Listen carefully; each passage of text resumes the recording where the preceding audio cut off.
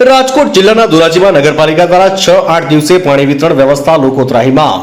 ધોરાજી શહેરમાં અંદાજે 1 લાખ જેટલી વસ્તી ધરાવતું ગામ છે અને નગરપાલિકાની ચૂંટણી સમયે દરેક પક્ષો જનતાને ખોટા વચનો આપી મત માટે જાહેરાતો અને વચનો આપી જાય છે, પણ સત્તા પર આવ્યા બાદ કોઈ વચનો પૂરા કરવામાં આવતા નથી। લલિત કુમાર ભટ્ટ વઘાસિયા ફળી આ મુદ્દો છે પાણીનો, અને જ્યારે ચૂંટણી આવે છે ત્યારે ભાજપ હોય કે પછી કોંગ્રેસ હોય, બંને એમ કહે છે કે 2-3 દિવસે પાણી આપશું, પણ કોઈ પાણી આપતા નથી।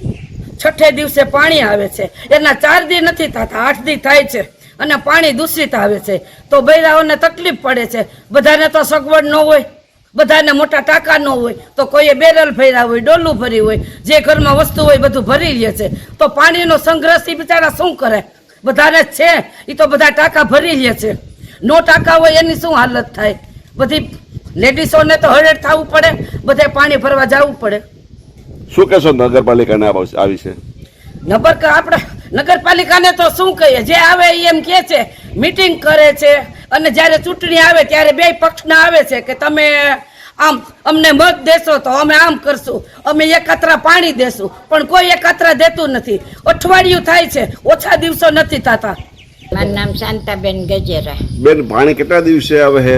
પાણી અમારા 8 દિવસે આવે છે, અને એમ ચૂંટણી હોય તો એમ કે અમે તમને એકાત્રા પાણી દેવું, ઉપર ચડી જાહે, પછી કાંઈ આવતું નથી, અને પાણી અમારે કેટલા દિવસે આવે એ દોરું, અને કોઈ ટાઈમ જ નથી આવવાનો, પાણી આવવાનો ટાઈમ જ નથી।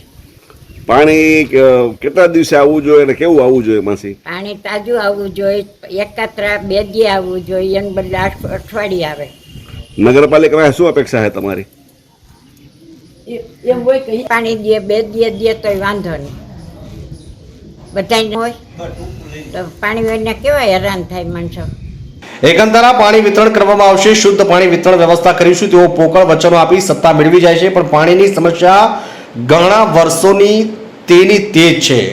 6-8 દિવસે પાણીને દૂષિત પાણી વિતરણ કરાય છે, ત્યારે ધોરાજીની આમ જનતાને પાણીની સમસ્યાથી પીડાઈ રહી છે।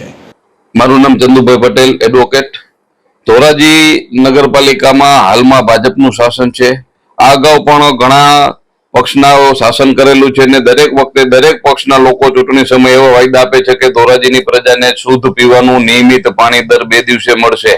એમાં પણ બહારના નેતાઓ આવીને ધોરાજીને પેરિસ બનાવવાની વાતો કરે છે, ધોરાજીમાં દર 2 દિવસે પાણી મળશે આવું કહે છે, પરંતુ ચૂંટણી પત્યા બાદ કોઈ પણ પક્ષના લોકો જે ધોરાજીની પ્રજાની સમસ્યા છે એ બાબતે ધ્યાન દેતા નથી, અને શુદ્ધ પીવાનું પાણી નિયમિત રીતે મળે એવું કોઈ વ્યવસ્થા કરતા નથી।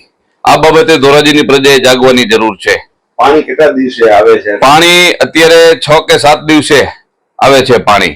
હવે 6 કે 7 દિવસે પાણી એટલે ખૂબ જ વેરી મચ કહેવાય।